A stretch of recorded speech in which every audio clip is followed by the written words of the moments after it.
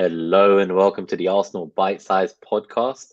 I'm FPL Nima and I'm joined by my co-host Clayton at Clates AFC on Twitter. We're here to review the Everton victory 1-0 at Goodison for the first time since Wenger was in charge of Arsenal. Very happy about the result. And as well as reviewing that, I think we might try and do a few predictions for the return to the Champions League this evening against PSV Eindhoven at the Emirates. So yeah, big win for us, I think, Clayton. Putting to bed one of our past demons, or records are there to be broken, as they say, and that was not a great look. Not having won there in I think is it 6 years? 2017 was the last one.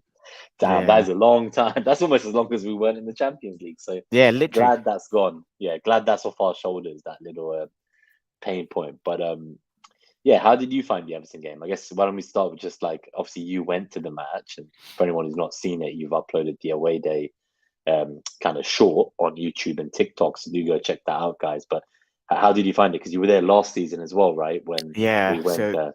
This was a much nicer experience. Obviously, the result was better, but even just last year, I want to say it was like a Saturday 12:30 kickoff, or it was definitely a 12:30. I just can't remember what day. I want to say Saturday. And I remember there was train strikes and there was all of this. So I ended up getting the coach last year, and the coach is just disgusting. Like, it takes so long. And I mean, the actual coach is quite comfortable, but it's it's so long.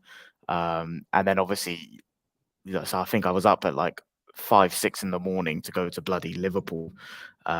Get there, we're beaten, and then the way back home's a long 6-7 hour journey. It was like a funeral, whereas this one was I went on the train. Like I said, I did travel up on my own, but obviously you meet loads of Arsenal fans and stuff on the way. So you're having drinks on the train, it's social, you're meeting people and stuff, the vibes are good. You're having a sing-song and stuff. Like, people don't really do that on the coaches. And you know what I'm like, I love that sort of stuff. And then I got there, and there was a few people I've been chatting to on Twitter recently. So I met up with them for drinks. And then again, it was so nice. Just met loads of new Arsenal fans, and I don't know, that's the thing I love about going to football, just meeting loads of people that's you're there for the same reason, right? You're fucking bonkers. So you instantly have this connection, this thing in common. Yeah, it's like following your team around the world, right? Yeah, exactly. But it's you're all insane for the amount of hours you put into this football club, but you all kind of bond over it, right? And yeah, so met some cool people. And then the actual away end, I don't know if this came across on the telly. It was fucking quality, really good. And obviously the new Odegaard chant popped off. That was good. And just the general vibe around the whole day was good. I remember I was walking over to the ground with a few of them from the pub, and I was just even I know people were talking about this, who do we have at Everton? And I've always said, on any of these things, I just believe that they're coincidences, half of these things, and I don't actually buy too much into previous stuff. I think just assess the situation as it is now. Last year was annoying. We played them as they got their new manager, but we're a better football team with them, and I just felt so calm going into the game, honestly. And then the level of control we showed was fucking brilliant. And Declan Rice again, every time. It feels like we have 13 players when he's there. But yeah, overall, it was just an unbelievable day. And then even was surprised there was actually trains back, being a Sunday 4:30 kickoff. So I actually managed to get a train back to London on the same night as well, which was good. And everyone arrives at Euston, and you're singing Super Mick Arteta and the Odegaard Oi Oi Oi song. And vibes are just fucking brilliant. Such a good day out, and bring it on again tonight. But before we go through tonight, should we actually touch on the game? The Everton game first. So the lineup came out. What were you thinking with that? So I was surprised to see Raya in goal. Not too surprised, though. It was something that you'd said that you felt it wasn't going to be a straight cup keeper, prem keeper kind of situation. Yeah. There was going to be something more to it. The one that surprised me more was actually Vieira starting, because I didn't really expect us to not go for Havertz's height and physicality. But it seems like we set up in a way to just control the game and kill it with 1,000 passes. People say Man City are boring to watch. It almost felt like we're heading that way. We're trying to go that way, no, we are more secure in games. Don't make games unnecessarily difficult for yourself, kind of thing. Because I feel we genuinely starved them. Like we genuinely starved Everton. Like they just looked starving. Like there was nothing they could do, and I didn't expect that. So I guess if you don't really need Havertz to compete physically in the air, if the command is keep the ball on the ground, Yeah. like Raya, I think one of the things I noticed was I'd always kind of thought of him as the guy who was better at long ball distribution than Ramsdale, Okay. but that wasn't what we used him for. Like he was actually there, like playing in the back four next to Saliba and Yeah. like passing the ball around almost as if he was just another man in the defense. So Yeah. yeah, I was Literally. surprised he was there doing all the short ball stuff that I didn't necessarily expect from him. Like that wasn't the thing I'd associated with him being better at than Ramsdale. But yeah, I felt assured, glad to see him. Vieira, I think he deserved it after the last few cameos.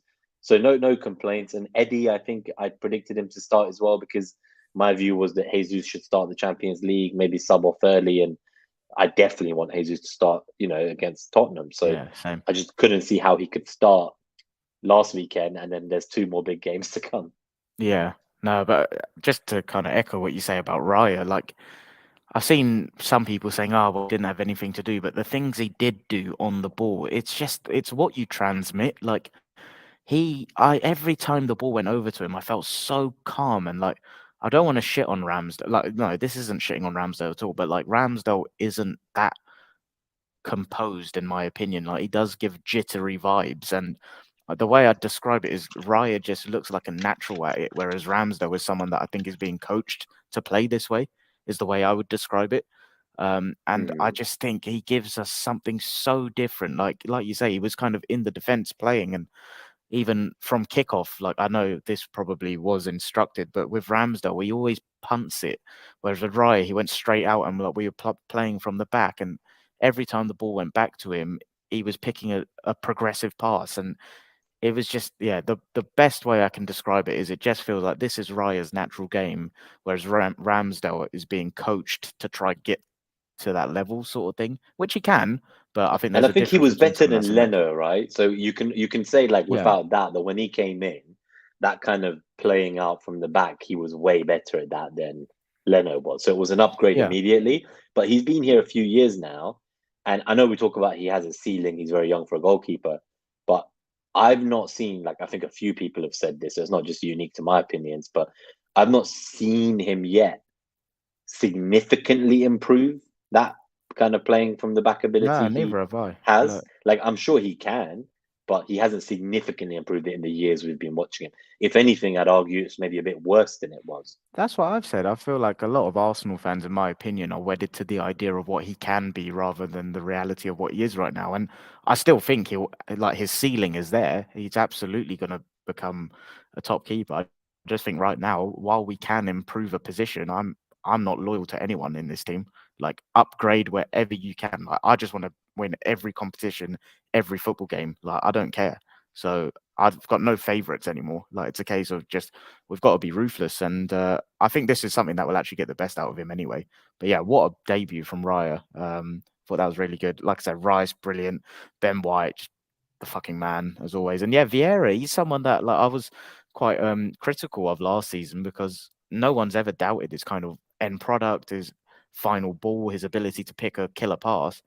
I just thought last season, every time he got an opportunity, he went hiding, and now he's like he looks like a man. He's demanding the ball. He's in tight spaces. He's actually commanding it. He's getting on the ball, trying to dictate and make things happen, and that's all I wanted to see. And that's the stuff I've kind of been critical on Havertz so far as well. So that's encouraging, thinking that that is something that can come with confidence, feeling more settled, secure in your environment. But yeah, really happy with Vieira. Obviously, it was a shame about Martinelli's injury. I don't know the severity of it. I know he's out for tonight, and he said Arteta said it's not a definite ruled out for Sunday, but I'd be very surprised. Yeah, I think he's going to need to do some more tests. But that was obviously very disappointing the way it all happened as well. Like, kind of just obviously we thought we went ahead with a brilliant strike from him.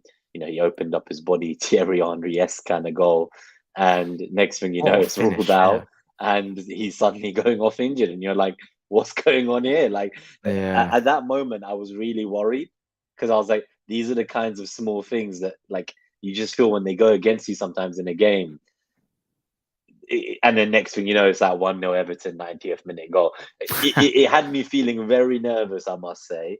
And I do think around 55, 60 minutes in, I was starting to get concerned. Okay. And I feel like we scored at just the right time. Because I feel like Everton is one of those teams, especially at their ground, right, where the longer it's 0-0, They like kind they of just build know into that it. they don't. Yeah, they don't even need more than one shot. Like we saw it yesterday. Obviously, City ended up thrashing their opponent, but overall, when City had like 22 shots, 7 on target, like 99% possession, and the next thing you know, these guys show up and it's like one shot, one goal, bang, Yeah. 1-0 down. And City obviously came back from that, which is clearly they can do.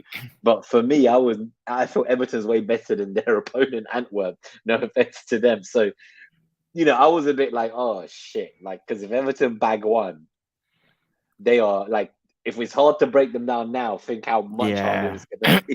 So that's the Disgusting one though, thing that but was just in the back of my mind. I was very nervous, but I feel like we almost knew. And do you think Mikel, from his own time at Everton, he maybe used that experience to change what he wanted from us in this game? Because I know you mentioned Ramsdale kind of booting it long recently quite a lot, but I do think that's probably like been something he's been told to do. oh yeah, 100%. And when you have Jesus in the team, he can potentially help you with getting those balls and getting the second ball by kind of trying to compete for them.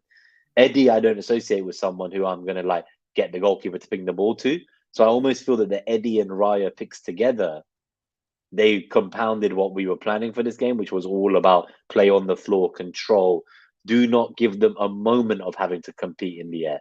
Like you Yeah. don't And I've want to be jumping in the air fighting them the whole game. It's yeah. not, you don't want to bring the physical battle to a physical team. So you just try to do something that completely just takes the sting out, I guess. And Yeah, I and thought that we were adds very to it. successful at that. Yeah, and that kind of points to the Vieira selection as well, right? It was all about us just dominating, and I thought we were so good at how we handled them. Like I know people will look at the XG and chance creation and stuff, but against low blocks, it's all about just sustaining pressure in the areas that you do. And I know field tilt's becoming a bit of a debatable topic on Twitter and stuff by loads of gammons that don't understand or are not willing to educate themselves on stuff. But like the areas we're playing in now, it's just by sheer relentlessness, and we will knock teams down now. Like, okay, sure, that I actually think the fluidity's come back as well now. I think we look pretty fluid in our combinations as well. Chance creation isn't chances galore, but it's because of the types of teams we're playing against. Like when a team is just sat there, you're not going to go and rack up like 3-4 xg sort of thing. It just doesn't happen, and it's one of those you just will break through by sheer relentlessness. Think of the goals we scored against like Man United at home last year. Like that wasn't clear cut chances, it was just you're constantly in the right areas, and it's like the boxing analogies people use of like you're constantly jabbing. That's all it is. And I think like the way Rice was circulating the ball was so good. And yeah, he's like I've included the passing networks for later on because his positioning, like average position wise, was so interesting when you look at it later. But yeah, I just think as a team, I really like this. And like Mike's put a comment in the chat as well about control over chaos and give me 33 more 1-0 wins. Like absolutely, I think. Don't get me wrong, it'll be nice if we can kind of have games where we do create enough chances to win 2-3-0 comfortably and have that level of control as well. But against deep blocks, it's not something that we're going to see often. And it's one of those where, like the Tottenham game on Sunday, I actually think will probably suit us better if they're naive enough to try and come and play us at our own game. Yeah, I saw Son saying we're not. He said something like Arsenal will not want to play us in this moment. That I lot hope they never try learn. to. Like, I hope they try to come and play attacking football and don't just park the bus literally. like they've done for the last 10, 20 years when they play us. I can't remember the last time they played us and actually tried to play football.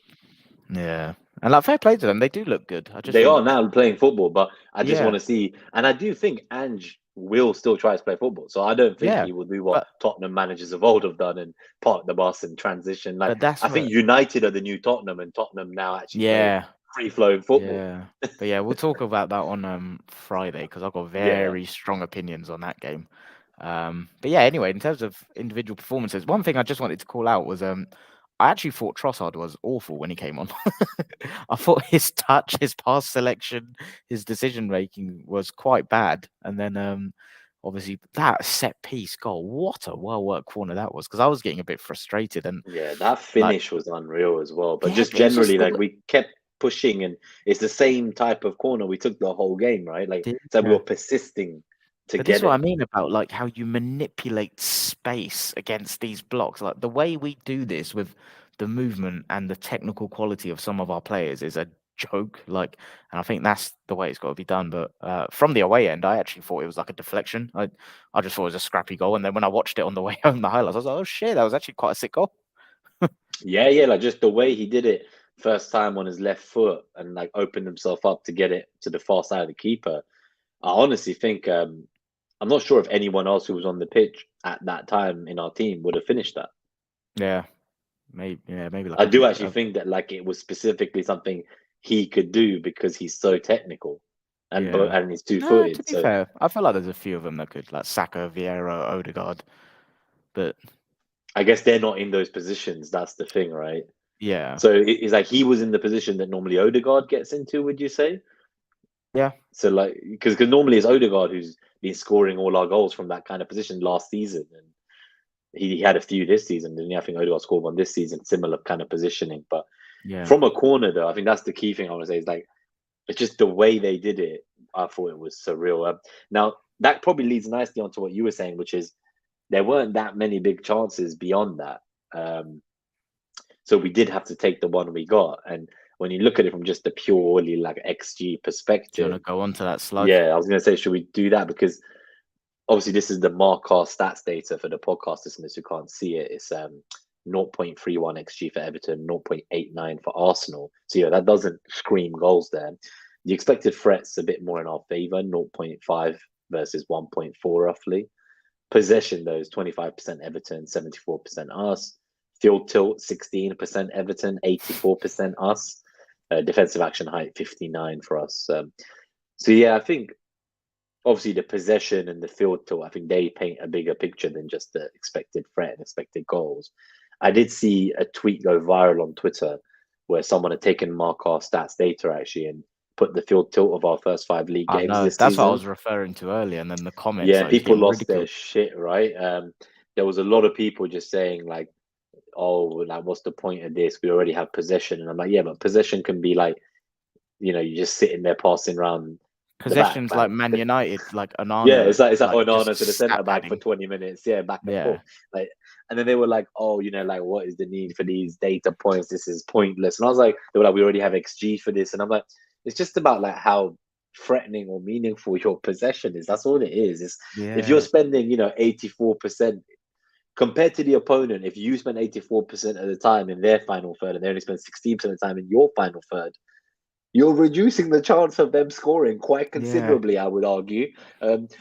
I don't know what it is people have against tacticos, etc. on Twitter. I know you love them as well, so I think we're a fan of them, but people feel they overcomplicate the game too I don't much get me and wrong, like use I wouldn't. jargon and Yeah, I wouldn't say I'm a fan of them, to be honest. Like I do think a lot of them try to be smarter than they are. I think I appreciate people that can teach me about the tactical side of football. That's how I'd describe it. Like, and mm, there are people on Twitter that are absolute gems for like just being able to teach me this level of football, which is new to me. Like I've not watched Arsenal play this level of tactical nous football ever. So Arteta I would, educated us, right? And then now we're yeah, trying to learn because I feel like he's going to innovate. And he said it in the goalkeeper interview, right? People, again, like they're getting hostile towards him. Like I've seen a few pundits and ex players come out and they're like, this is ridiculous. Like, how can you rotate goalkeepers? You have to have a number one.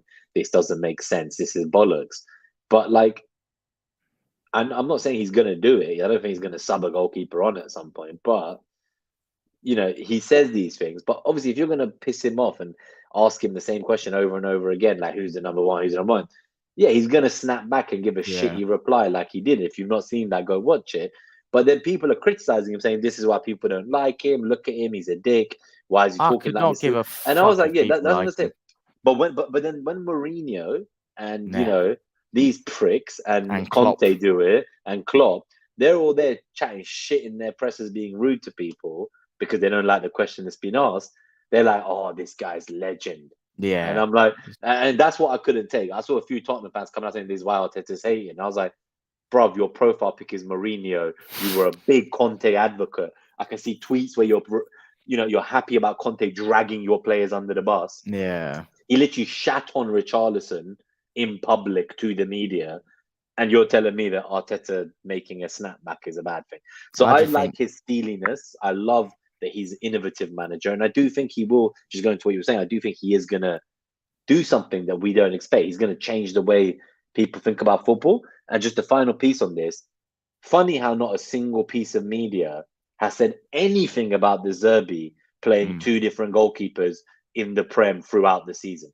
He played with no. Steele for a few games. He started with Verboegen for a game. He put Steele back in. Not a single fucking peep. But when it's Yeah. Arteta doing the exact same thing, It's like World and War he's just Four. done it once, they had the articles written, Clayton. This is my last piece of the rant, and I hope the viewers enjoyed the rant. But they had two articles written, right, when the season started and we got Raya. The first article was David Ramsdale fucking Ramsdale loses his spot and he's looking to leave and he's frustrated and clubs are looking at him. The second one was, oh, Raya isn't playing and he should be because Ramsdale's worse than him. Why isn't he playing? They had two articles written in draft. They were just waiting to publish one of the two. And the moment Raya started the game, click publish on the article they wrote 1 month ago. Fucking lazy, if you ask me. Anyway, that's my rant done. But they'd made up their mind before anything had been said or done. That's what I'm trying to imply. Yeah, no, absolutely. But let them. Like, I think every Arsenal fan knows, like, the ceiling of this team, and I think how special the manager is. We all know his ability to innovate is what is going to take us to the top level. Like, not a doubt in my mind. And we've seen it. Like, there's been year-on-year progress every year since he's been here.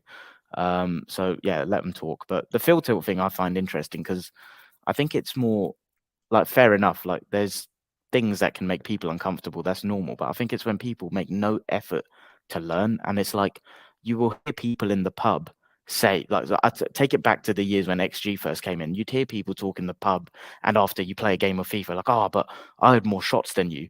And it's like, oh, how great would it be if there's a metric that actually quantifies the quality of those shots?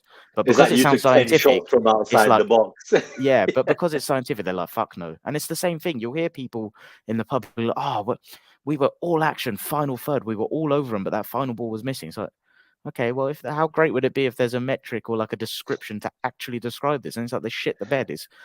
Yeah, I don't That's the get it. crazy But part because isn't this some of these numbers? They're just an objective, non-biased, factual piece of information yeah, about what it's we literally saw. Yeah. it's literally evidencing what you are describing. Like, go next time you're in a pub before a football game. Sorry, after a football game.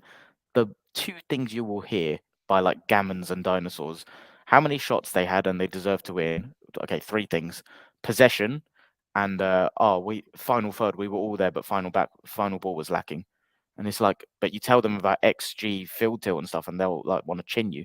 It's like That's so the many thing. It sounded dinosaurs. like these people were so angry about it. And some of them were It's young people. They they're weren't even called insecure. dinosaurs. It's like it's because they can't keep up with the level of football they're watching now. They don't get it. It's like, where's the 4-4-2 gone? And it's like, so that because they're insecure, they kind of go off on one. But anyway, like back to the game. No, yeah, just I think this is specifically on this. So this is something you called a few weeks ago, like even long before I went away, when we were asking about is the system with Party inverted right back, was that going to be a new system or how are we going to play? We felt we weren't fluid in attack. You're saying we're getting more fluid now, obviously.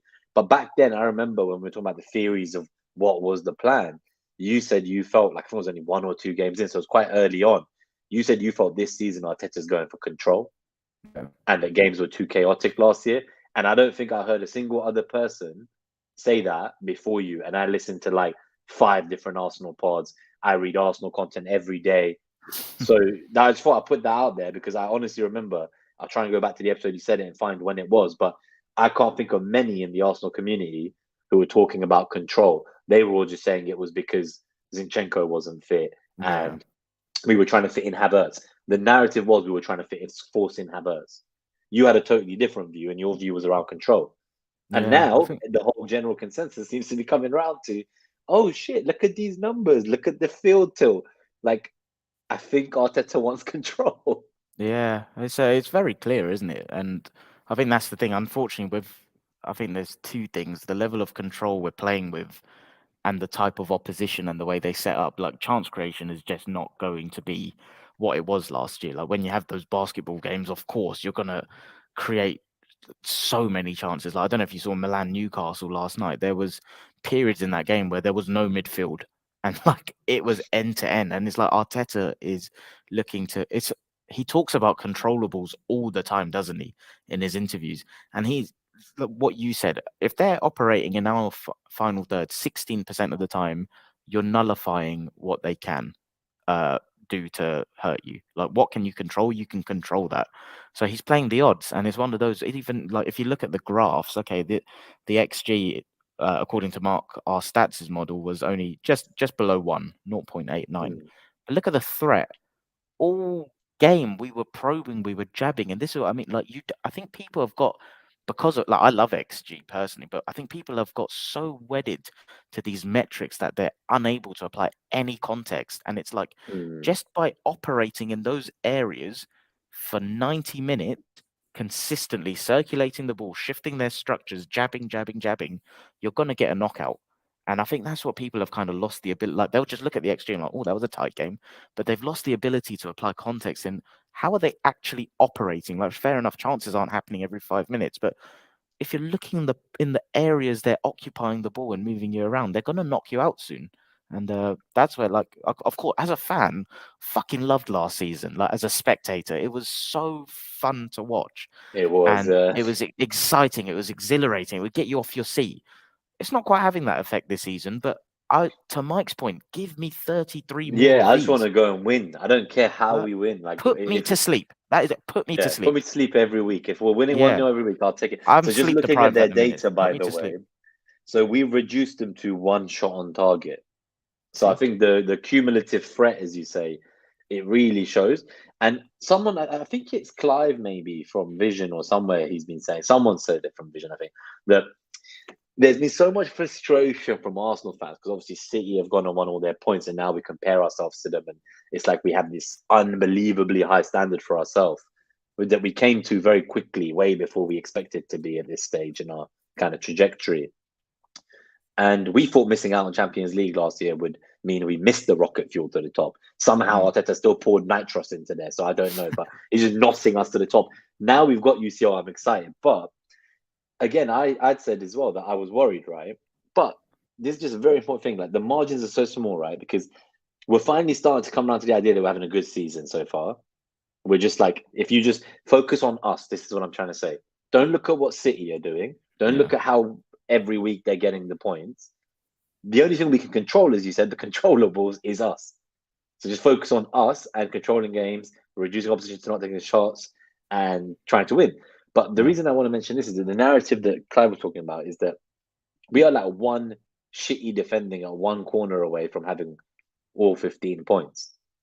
And Mm. would even people then be discussing that, like, Arsenal haven't looked so good, they're not out of second gear yet? Like, we have literally made all our opponents be reduced to like That's almost what. Yeah. no opportunities, and we fucked it at one corner against Fulham that cost And us a win. and if you look at it as like a progression thing, our like think of the house, like the house analogy everyone uses. Like the floor of the house right now in our defensive solidity and structure is fucking incredible. And you build that. And like I've said, I've seen the fluidity kind of continuously get better throughout the weeks. And it's only going to keep, like, as Mo Arsenal is quite a big account on Twitter. Like, I love talking to him about stuff. Like, I think he's just unapologetically confident about Arsenal. And I rate it because I'm basically the same. I've Like, never I think, seen him back down. Yeah, he's yeah, always but like, fully on board. I basically always think the same as him. I'm just too much of a coward to double down on it on Twitter. Um, and I just said to him, like, I just feel like it's not a million miles away from clicking absolutely disgustingly, where like you have all phases controlled, like defensive structure is already there, midfield is there. It's the middle to final thirds where I think the fluidity is coming, but I think it's not a million miles away from absolutely blowing teams away soon. And when I say blowing teams away, I don't mean in a chaotic way. I just mean like how City do.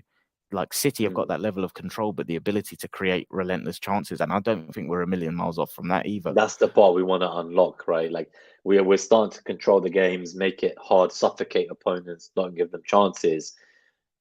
It's going to be less chaotic than last season, but now is that next step, as you say, and maybe we're not as far as we think.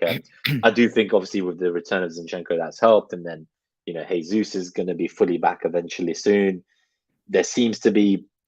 I don't want to look into rumors too much because I know I've kind of resigned to the fact Timber won't be back this season.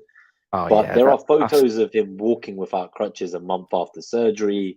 He's doing straight line walking. I'm sure one of the photos is like he's done a brief jog.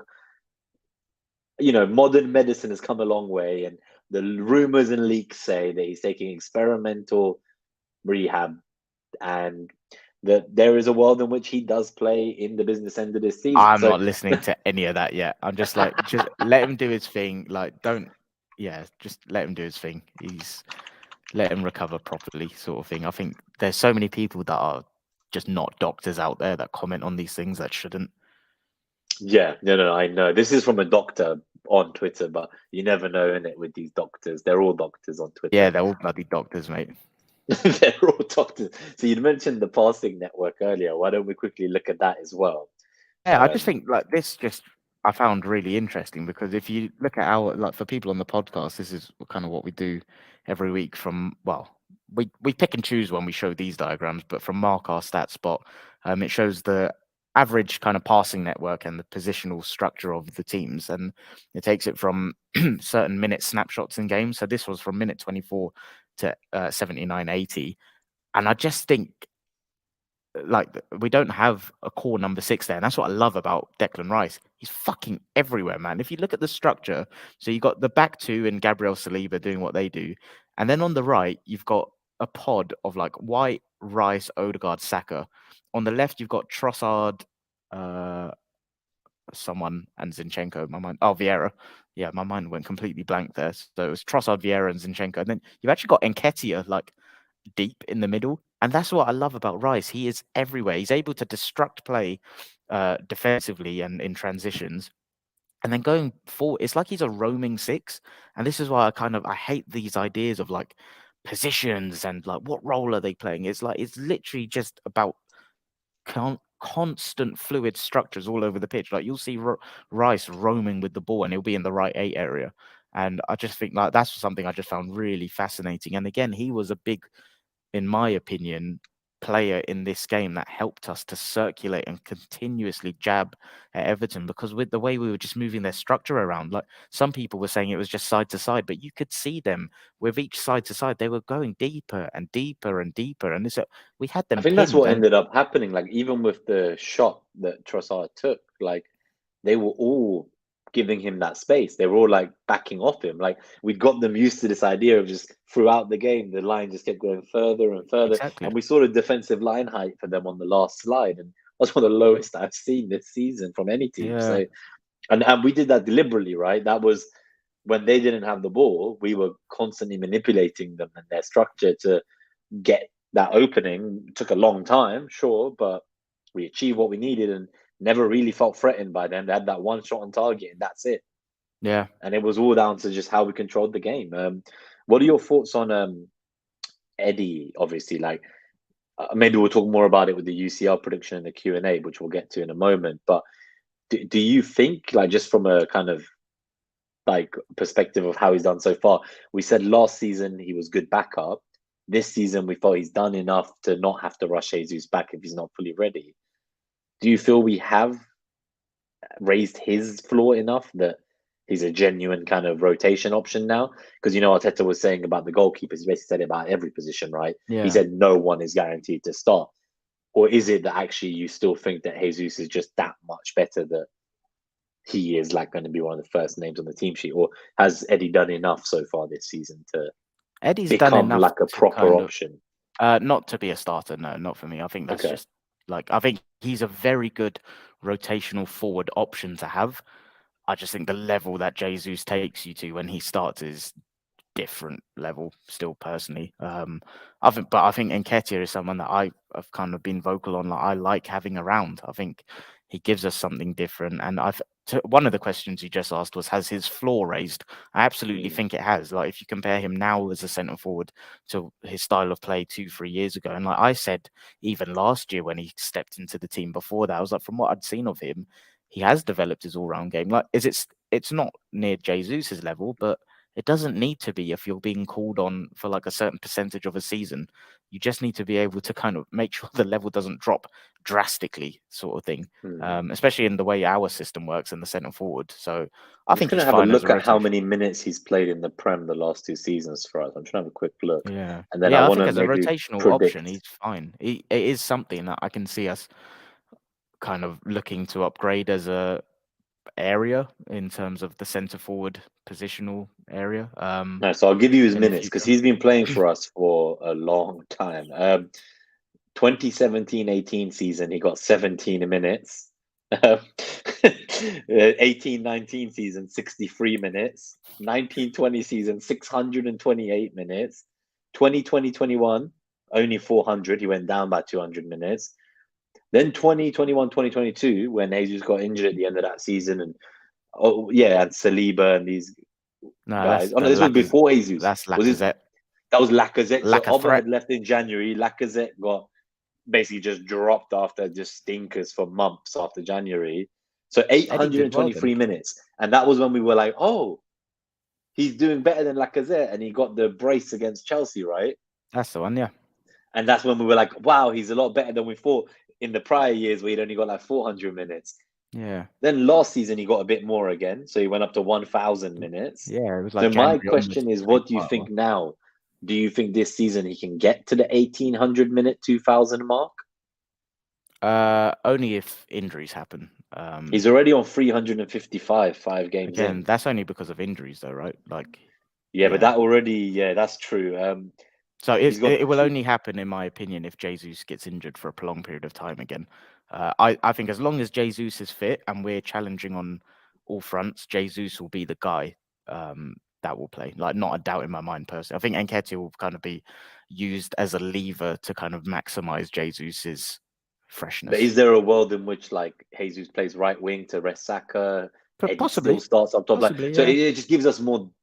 I think we have what I'm trying to get at is I think we have more depth than we think. A lot of us were frustrated at the end of the window. Obviously, the Timber injury really soured things. Then Partey got injured soon after. But if you looked at that bench we fielded this weekend against Everton, that Oh, was mate, our disgusting. squad That is was a one of the joke. best benches I've seen us have in years. And that's without Timber and Partey. So I if know. they were fit, two Hey, there's players on some that bench or people. squad would have had to miss out. They wouldn't have even made match day I squad. know. And this So is how can another we thing say we don't have enough players? That's my question. Like, how do No, we but not have enough this is players? another thing I said like years ago when people were saying we need 22 first team players. I was like, no, you don't. You just need 17 or 16, 17 that are top quality but versatile, especially with the positional football we play. You just need people that are technically top quality that can occupy multiple zones. And that's the way we've recruited. I really don't think it gets enough credit. I think it's so smart. And you look at the versatility of profile in that everyone can bring to the team now.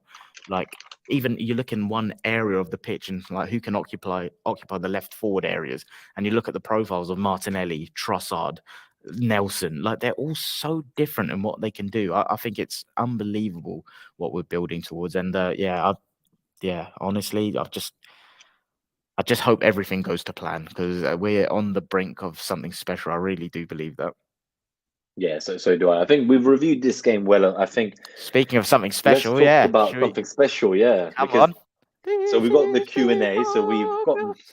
I haven't heard that song for a while. I've just been listening to the Dead one, the Europa one. I just want to try and scrub it from my memory. Oh, That's it. Like, oh man, that song has killed me. These 6, 7 years, that shit has killed me. So let's talk about the UCL tonight, and then we'll talk about Mike's questions. I've starred his 2 questions. nice. But yeah, let's talk about the UCL. Let's yeah, well, what are you thinking? Like, how do you think I the think, stadium atmosphere is going to be after oh, all mate, this time? just first and foremost, Floodlights. like, Oh yeah, my god. literally, like, I think this is a big milestone in like the kind of process we've been through. in terms of the way we've just stripped back the organization from like a hierarchical perspective, and we've got every decision under Arteta pretty much bang on since like binning off Sanielli, getting Edu and Arteta working hand in hand, Josh Kroenke taking the reins, like everything has just gone unbelievably well. And it's been year on year progress in terms of, okay, fair enough. People will look at it as like, oh, we finished 8th and then we bottled top 4. But I see 8th, 5th, 2nd, and now who knows this season. And I just think we belong now. We're the bookies' 4 favourites to win the whole fucking tournament. When I saw those odds, I'm not going to lie to you, I was like looking through the other teams below us, and I was like, you know what? I was like, okay, I can see why Man City, Bayern, Real Madrid, I can see why these men are up there, but Mate, we're fourth. And I was we're like, one of the best. what the We are fuck? one of the best teams in Europe, and I'm looking forward to showing people that. And I think just We said this last year as well, right? We were like, oh, we wish we'd been in UCL last year because we thought we could have been like a dark horse. yeah. This year, with the way we're now trying to play with more control, I wonder I if it actually means think we're that even suits us better in than we Europe so think. much. Yeah, Yeah. and I just think like for today itself, like I'm lucky enough. Obviously, I've got a ticket, so I'll be there tonight. And just I don't know, man. There's just something I've been all week, just like since Everton, since I got back from Liverpool on Sunday. Just this is all that's in my mind, and like obviously Sunday's in my mind as well. But just kind of this is us announcing ourselves to the world again. I think people that know all know what we're capable of, but there'll be a lot of people across Europe that haven't actually watched us. And I think like the likes of Saka, Odegaard, right, even Ramsdale, I hope he actually starts tonight because he's been a big cog in getting us here. Like Ben White, Gabriel, like all of these players that came to us and like the academy boys as well that have kind of driven us through this period of adversity. Like this is their time to just show it and kind of enjoy it, sort of thing. And I'm so excited. Like I'm speechless. I just cannot wait. And I think we've got a really, I say, kind group. Yeah, fuck it. I'm just going to be honest. We've got a kind group. We should be Yeah, able like to it could get have been through that. much worse, right? It Yeah, would have been like I really want to see us give it the respect it deserves, and like we can't treat it like we did with Europa group stages, regardless of no, the I don't opposition, think he will. especially the away games. And we know Arteta wants to breed a culture of every game you try to win. Like you don't throw stuff. I know it has happened to end up like that in previous years, but that was just because we did not have the quality of the depth, I don't think. Exactly. Yeah. Now that we do, I'm genuinely excited. Now with the Champions League, I would argue, and this is a bold one, but I would argue we have better odds of winning the Champions League than the Premier League. I'd agree. I'd agree. Now, Man City as well, obviously, are favourites for both, so let's not forget that. But you know, a few Mate, things I've changed, put and myself out like, there, haven't I? I've said I genuinely believe we can get to the semi-finals in this competition, and like I believe we can win this group. And then knockout football has so much variance, sure, but I just believe the quality of this squad and the manager's ability to manage different game states, in my opinion, over 2 legs. I really think we can go far. Like I'll put myself out there. I think we can get to the final. It's not an expectation thing for me. so I'd wanted us to. So for me, the season expectations we did. Quarterfinal was what I consider success. Like last 16, I would not be happy. So Yeah, like obviously, if in the last 16 you get a fucking Bayern or Man City or something like what can you do? But that's obviously stress. But in an ideal world, you get the Bayern or the Man City in the final, as yeah, you say. Like you get to the final and then you cross that bridge in one leg. And yeah, I'm just excited, man. Like I think what I'm trying to get at is that my expectation and what I want from the team was quarterfinals. yeah. But as I've watched us progress this season, change the way we play, see the depth in every position, I'm like, you know what? Like come March, April, if Man City look like they're uncatchable in the Prem, Just all and eggs in you're in the. like the quarterfinal or semi-final, do you just shift all the fucking focus? Yeah, Like let's if you're cross like, that bridge look, when we get there. yeah, but the reason I say that is that I think it's important to not get carried away and shift the focus there now. Because some people I've seen are saying like, "Oh, Champions League, I would take that over Prem. We need to get one in our Yeah, locker. Let's just focus on that fully." And I'm like, no, no, no, no, no, no. Like we focus on everything. Come yeah. April, Well said. Yeah, you reassess the situation. But until yeah, then, this is the culture we want. You try to win it all. You're not going to yeah, see Man City play their youth academy in the Carabao Cup. They go strong every year. It's a yeah, winning culture. Doesn't matter what the cup is.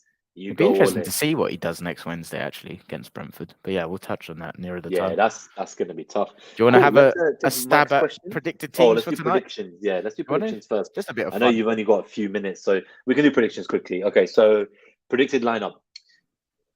This I will think tell us. Ramsdale's getting the nod. I was going to say, so I think Ramsdale, if he starts tonight, then you would assume he starts Sunday as well Yeah, against Tottenham.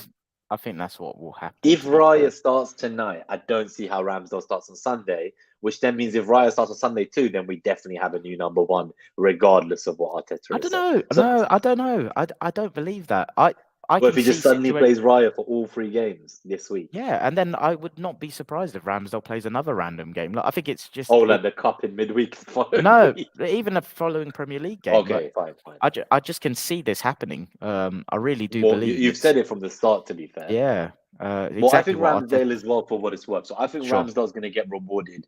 He's one of the reasons we're back in the Champions League. He was good enough to almost win us a title last season. It wasn't him solely that we lost the title over. So, the team kind of fell apart. There wasn't depth. We know that. So I think he's going to get his reward. He's going to start. I don't see a world in which Ben White doesn't start. No, I don't see a me world in either. which Saliba and Gabriel and Zinchenko don't start. I think the back line is the same One of my as the mates last made game. a good point when I was talking to him about this. He said, "Well, Zinchenko's just come back from injury, and obviously we need him for Spurs on Sunday. Do you see a world in where Tommy just plays against PSV? Like He could do. I'm just trying to think any alternatives. So could Kivior play yeah, left centre back and Gabriel gets rested? Could it be Kivior and Tomiyasu? Could it be for what it's Zinchenko? worth, Like it yeah, could be some rotation. I just don't think he's going to unsettle the back line so much. Like yeah. I think Tomiyasu alone in for Zinchenko, that one move I could be like, okay, it's like it's just one player. Like I just thought sure, it was a good caller. I hadn't even thought of it that way at all. Like, because basically, for what it's worth, my predicted team is basically the same as that started against Everton, except Trossard in for the injured Martinelli and Jesus. I think will get the nod to start. But my friend just made so some really Vieira as well ahead of yeah, Havertz. I You think reckon? Vieira again. I just think he's going to go with what is my like. I don't think we're in a position right now where we need to think about fatigue and rotation yet. No, Like it's with way too early in the yeah, season, right? but my friend If just they made a good can't point. play now, then that's scary. Exactly. It was just more my mate just made a really good point about Zinchenko coming back from injury and just kind of easing him back in. And then another thing I was thinking of is Trossard versus Nelson left wing. And I'm thinking of these with pairings in terms of who's playing left eight. I think something I'd quite like to see is Nelson paired with Vieira and Havertz Mhm. paired with Trossard. Just thinking stylistically, profile wise, if you've got Trossard, Jesus, I think that suits Havertz to a T. And if you've got someone like Vieira who's playing in runners like Nelson, Trossard's capable of running in behind as well. But I feel like Trossard likes to come to ball more, whereas Nelson's more of a runner. That's something Yeah, that I'd I'd like to agree. keep an eye on. But So I think yeah, that's a good answer to Mike's question. Obviously, for the podcast listeners, he said depending on Martinelli's injury and the extent, how big a role do we think Trossard will have, and does Nelson continue to come in as an impact sub, or does he actually get starts? So I do like the idea of, and it goes to what I said about relationships and which players work well together. So I agree with you. I'd like to think that it depends on which two are playing as to which one goes. yeah, Um, I think Nelson, I was surprised just to add to this, because when Martinelli came off injured, I felt Nelson was the more like for like sub in terms of providing width and running in behind. So yeah, when he put in Trossard, that was quite interesting from my perspective. So he almost like changed the game a bit there. He was like, I'm going to change this. I'm not going to go with the original plan. Um, and then just generally for this game, my theory as to why Zinchenko will start. So I think the front two, as you say, I think Trossard and Jesus in for Martinelli and yeah, Eddie. The rest of the team stays the same. Argument for Havertz and Vieira, I'm not sure. But Zinchenko, I think he will start. And I think it will be similar to other games where if the game state changes and the just opponents get him start throwing off. kitchen sink at us, you take him off, you bring in Tommy, you secure yourself. So I feel Yeah, like, because if you remember, there was times last season when Tommy was the first sub every time onto the pitch. yeah, Like even at the January game against Newcastle at the Emirates 0-0, when we had like zero depth, he made one sub and one sub only, and that was Tommy on.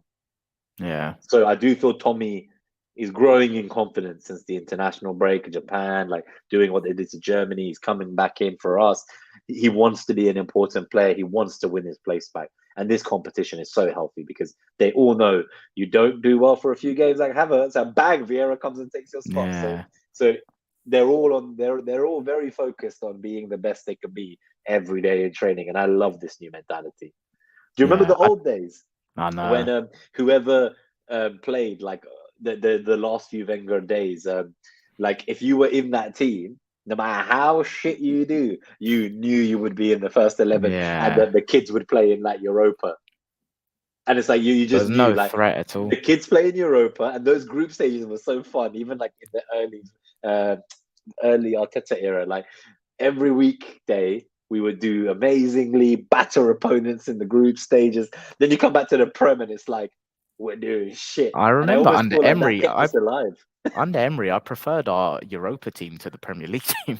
And it was all the kids, and they were doing so much better. It was Eddie, it was Nelson, it was all these guys. But yeah, let's talk about Mike's final question, and then maybe give a score prediction. So he says, should we have a sweepstake on how long we're going to take on set pieces, and we'll guess the longest time taken for a corner in each match? People were crying about this, and then all the stats came out like it was actually quite a quick corner compared to the average. Compared to last season's averages. A quick shout out to Hassan for tuning in live as well. He's just a bit behind, but he's listening in. And Josh Robinson, good to see you. He's got a bold claim that he's putting out there. So he reckons we can win the Champions League this season. Come on. He says if we can challenge Man City like we did last season, we can go all the way in Europe. So really like that one. Just from Delia as well. Delia. Nice one, Delia, on the Jew show last night. Yeah, congrats on your appearance. Hope to see you on Saturday for some beer pong at FPL Meets in Waterloo. So she says, I love Ramsdale. He has a great energy. He can pump the team. But as much as I love him, I prefer Raya. So, and Mike is going to be here on the weekend as well.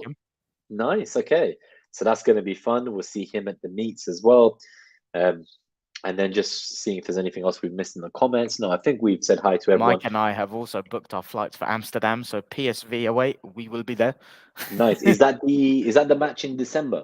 Yeah, I think that's the final. I might be looking into. I don't know. I don't know if I can get a ticket to the game, but I might just still go there anyway and watch it like in a local pub or something. Yeah. So I'll see how I can get on with my annual leave for that. But yeah, and Bungle as well. Obviously, good to see you. Thank you all for tuning in. We will see you on Friday for the preview of the North London derby. Big one. But before we come around, it'll be rude not to give score predictions for tonight, right? Let's do a score prediction. Cool, yeah, let's do a score prediction. You got 1 minute, so that gives us some time to think about what the score prediction is. I'm going for a nice 2-0. 2-0 to the Arsenal. I think it'll be level of control again. And do you know what? I want us to get to a position where we're just like 2-0 and cruising in at the hour mark, and you can afford to change 3 or 4 and like get Havertz half an hour in a winning game state where there's not so much pressure, and he can kind of ease just remove some of the pressure where the you can hear the groans in the fucking stadium every time you misplace a pass.